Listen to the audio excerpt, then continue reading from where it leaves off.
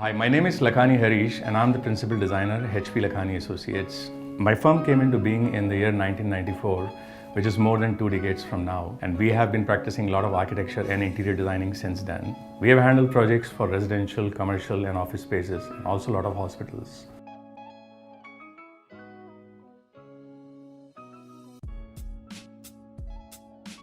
This is a very interesting city house that we have designed in a very prime locality of Hyderabad called as Jubilee Hills, which is at a higher altitude. And the client is actually a very young couple, a very affluent business family. And as a part of a design brief, we were asked to design a house for 6 bedrooms, 3 to 4 servant rooms. They wanted a covered car parking for 5 to 6 cars. They wanted a huge lawn on the front of the house. And also they wanted a private pool.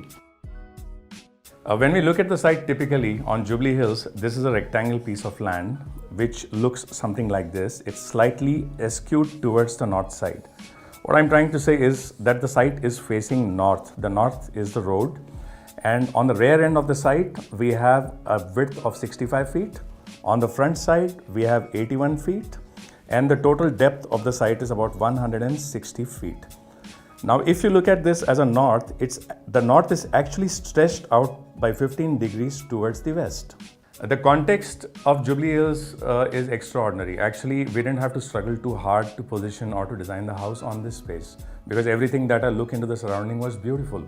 The only drawback that it was, when I was standing on this piece of land, I could practically not see the total piece of extent of the land. This is the road on the northern side, and if I look at it, it was practically drooping down by 15 to 16 meters. So what we decided was, we tried to position the house somewhere towards the southwestern side of the property, leaving the minimum setbacks onto the western side, a little more than the minimum on the southern side. As a result, we got nearly 20 feet on the front and we got about 50 feet on the northern side. As a result, we positioned the gate right on the northeastern quadrant of the property, and we were able to manage a ramp which would go off to a drop-off point on the northeastern corner of the house. Well, let me just put it this way. First, coming back to the specifications which were given by the client, we were worried on a topography like this, how am I going to be giving spaces to him to accommodate car parkings, covered car parkings for at least 6 to 7 cars, give utility spaces, 3 or 4 servant rooms. And we have such a huge void over here. And the cost of filling this void was humongous. So instead of trying to fill up this entire space, what we decided to have a basement. If you look at this plan, this is the flow of the plan. I'm entering from the northeastern side. Onto this side, on the northeast, that is the east part of the house, I have a drop-off point of the car from where it goes directly into the cellar, where I have a provision of a lot of car parks which are marked in this blue color. Also, you can notice that there are no columns in the middle. This was one of the unique features of the house.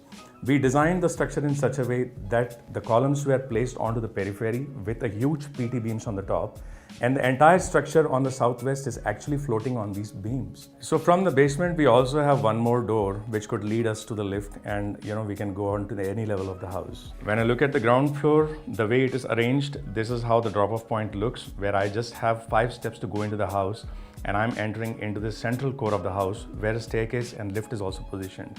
Now this is a space which we call as a Brahmasthanam as per Vastu. And this space has been so designed that the house has been literally zoned into 2 parts. One is the formal part, which is on the right hand side, and the other is the informal, which is on the left. If you look at the section of this particular space, it is a double-heighted area which is open to sky. Open to sky in a way that I have a skylight, of course, for the protection of rain, but you have a direct infusion of sunlight coming in from these areas during the morning times. But during again in the evening times and afternoons, we have a staircase core through which the light comes in after 4:30 in the evening. So during the entire time of the day, I think we have a fantastic ventilation in the house. So coming back to the floor plan, on the right hand side, what we have is a formal area, which is a huge drawing room, and it opens out in the sprawling landscape on the front side. On the eastern side, like I said, on the eastern side, we were a little concerned because there is a structure which is practically unoccupied, and it was one of the most awkward things of this site. So what we did is, to screen this structure off, we created a vertical green element, a green wall right in front of the main door, which not only screened the house from this, but it also gave a fantastic aura and appearance. As soon as you go into the house or you're coming out of the house, this is what you're welcome with. Along with that, there were additional landscaping features, water bodies, which were placed onto this side.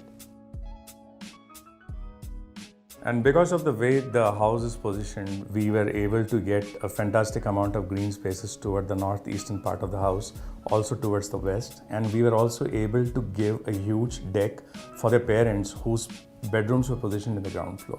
So as soon as you come out of this central core, which is a staircase area or a lift, onto the right hand side, we have a guest bedroom.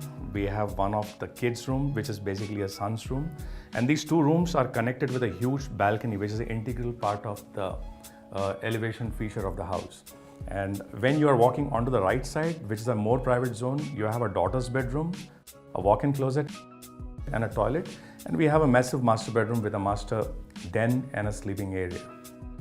Second floor is a semi-constructed space, but what we have done over here, we have a double layered slab on towards the southwestern side, because we have positioned a swimming pool and entertainment areas on this floor.